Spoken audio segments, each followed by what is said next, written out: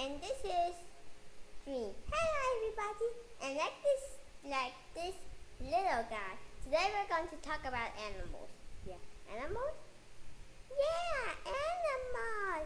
Let's talk about them. Okay, so let's start it with one of the most unusual creatures.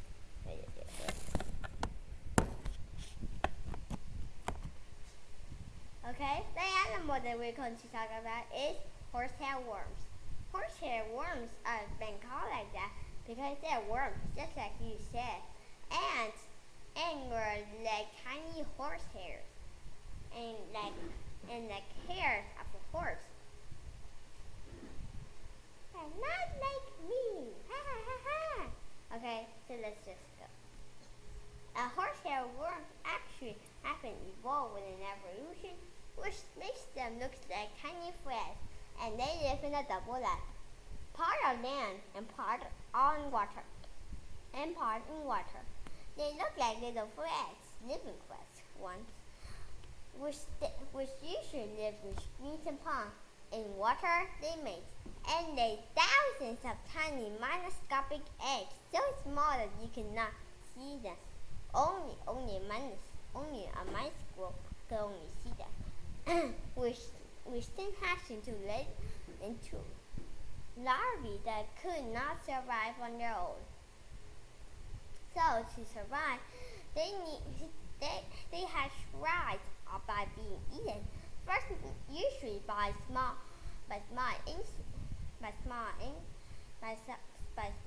larvae insects to the and then been swallowed to other larger animals, from the smaller one to the top food genera. Let's just say a mantis. And as the mantis eats the creature's up, but it then accidentally swallows the larvae without even knowing. And once been swallowed, the mantis doesn't kill the larvae doesn't kill down the mantis. Instead, it does something unsettling instead. It feeds. Over the next few days, it begins to swallow, quietly swallowing, and begins to curve up inside the mantis' abdomen. After it has been eaten, after that, it soon then turns into a microscopic creature. It then soon turned and became even longer than a giant mantis could be. And once like that, this mantis was so long that it could not. Now, this is when its challenges are getting really crucial. It needs water to reproduce. The problem? Its host lives on land.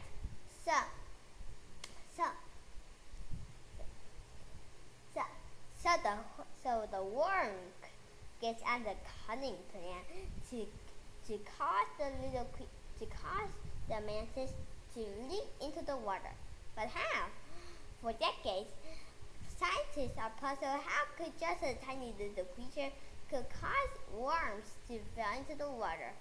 And after 20 decades and 23 years, that they had finally published by breaking them in and finding out about the horsehair worms usually check with its genes by connecting from its own gene to the other mantis genes, which then creates like the same problem. This helps the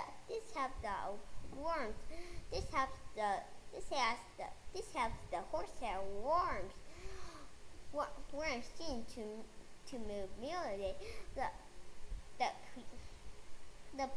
mantis' own genes, which then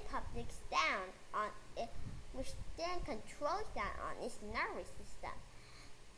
Infected mantises could cause it to think about about around water surfaces with land around it, and attracts the mantises to come in. The horsehair worms also release chemicals which then keep out brain signals from coming in to keep out the solution about what is happening. After, which then cause to as the mantis leap into the water and then drowns itself, and then begin to know what was happening. There, this is when the horsehair worm burst out, leaping into freedom, while the mantis dives and drowns in the water. The horsehair worm begins to lead away, finds a mate, and over the cycle over and over again. So even though you think that it's very crucial and not very good to see an unhappy mantis, then it's also like that because warfares have been on. So maybe a horsehair worm is not. It proves the horsehair worm proves out that the scariest monster on the biggest. It's the most cunning. So goodbye, everybody. I'll see you next time. Goodbye. I'll see you next time.